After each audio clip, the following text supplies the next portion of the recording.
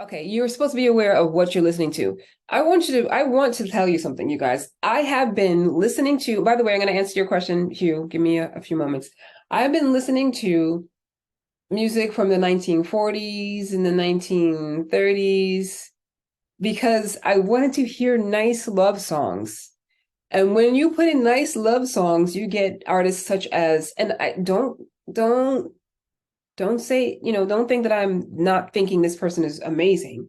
Artists such as SZA, um, Doja Cat, and all that sort of stuff, or what is it? What is that girl? Miley Cyrus. Oh my gosh. What is the other girl? The other one that's I cannot remember her name. Cardi B, No, no, blonde, blue-eyed, tall, Taylor Swift. Taylor. So you hear these songs and you think that they're love songs until you really start to pay attention to words and you start to recognize this is not a love song. As a matter of fact, this is a begging song. This is a pick me song. I should not be listening to this. Or it's a breakup song, or it's a dysfunctional song. SZA is extremely just toxic and dysfunctional. She's very melodic. She's beautiful. She is so talented. I love her art. However, the message of her art could be changed a bit. People might be like, oh no, what? How could you say that? Because I identify with this. She's singing from the heart. I have experienced this. That's exactly what I'm talking about. You identify with that, but you don't want to be that anymore. You don't want to identify with the heartache and the problems. You want to metanoia. You want to switch. You want to be like, nope, I'm happy. I've got what I want. I'm in love. I found the love of my life or whatever, right? So you don't want to listen to that. It's extremely toxic. It's going to keep you right where you are, or it will root you there like a tree. You don't want it. So I'm saying I turned on the radio and I was like, I can't listen to Drake. I can't listen to any of the pop stations. I can't listen to what are we Miley Cyrus. I get it. But I can't be in this journey with you. That's your journey. And if you want to be in that area in your life where you and your husband or whatever broke up, go indulge, gorge yourself on it. But that's not what you want. So I started to listen to Ella Fitzgerald. I started to listen to Louis Armstrong. They have a thing called For Lovers. Um, I first mentioned SZA. She's got that song, and this song is so catchy. I still love him though. No, you don't want to do it. You don't want to listen to the words. Listen to what she's saying. It's stylized. Yeah, I know. I totally, I totally get it. It's still is. You don't want that. You want to switch out of that mindset and go into something else. So listen to songs from the 1930s, 19. You know what? That song, Dream a Little Dream of Me, I'm going to tell you something about that song. That song was written by a man, okay? If you listen to songs nowadays written by men, they do not talk like that. They're not say, please, the stars are shining and bright and you're so beautiful and just whatever you do, just dream a little dream of me. I just want to be near you, right? They're not doing that. They're not doing that. They just not, that's not how they're talking. So people have forgotten that there's that part of men that should be put out there because they have a passion and beauty inside of them that is not hard and just like how we hear all the time on the radio.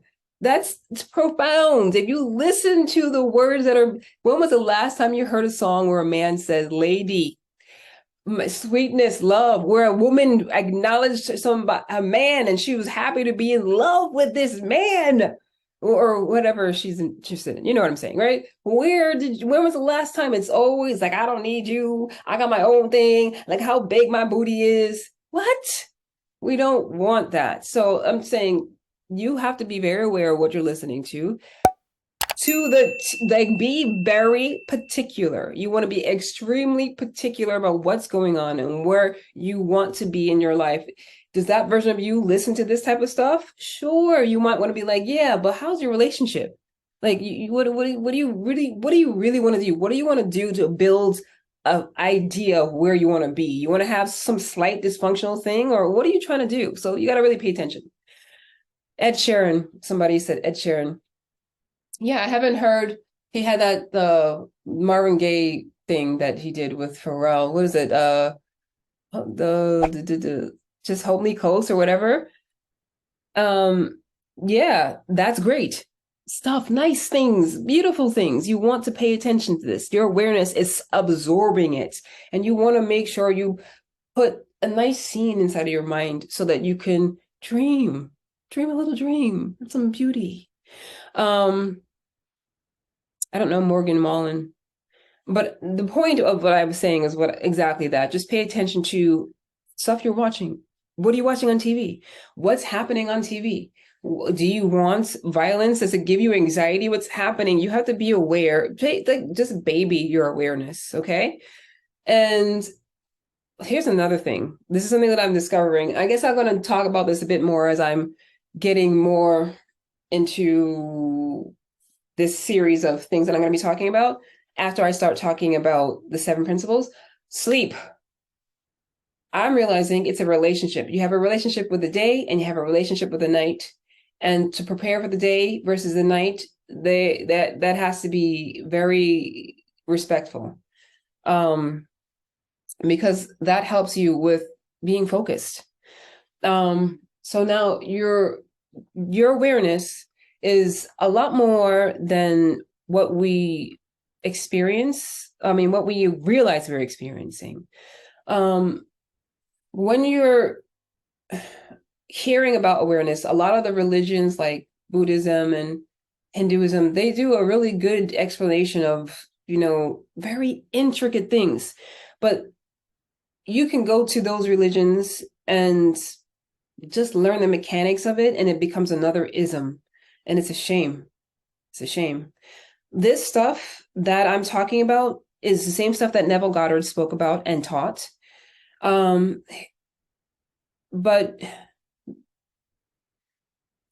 it's like it's become a lot more complicated than what it really is. And that's unfortunate. And then it's becoming another ism. And you really want to be careful of isms.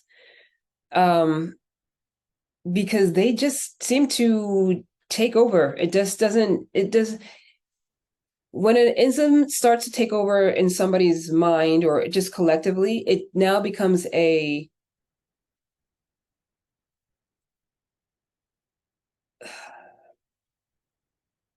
becomes like a show. It becomes a show.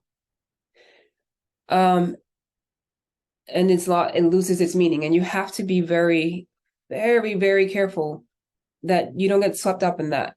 I know people like Neville Goddard saying he didn't want to start a whole nother religion or no a whole other thing because they've already done it, and they've done it several times. And I mean more than several, like many, many, many, many, many times. That's what all those religions that we know by name are about. They become that. And then now gets very sensitive because I know people are really cling to their religions. But if your thing is causing you to feel like you need to take someone out because they're not doing it the way that you think it's supposed to be done, you got to question that. Got to question that. It's that's very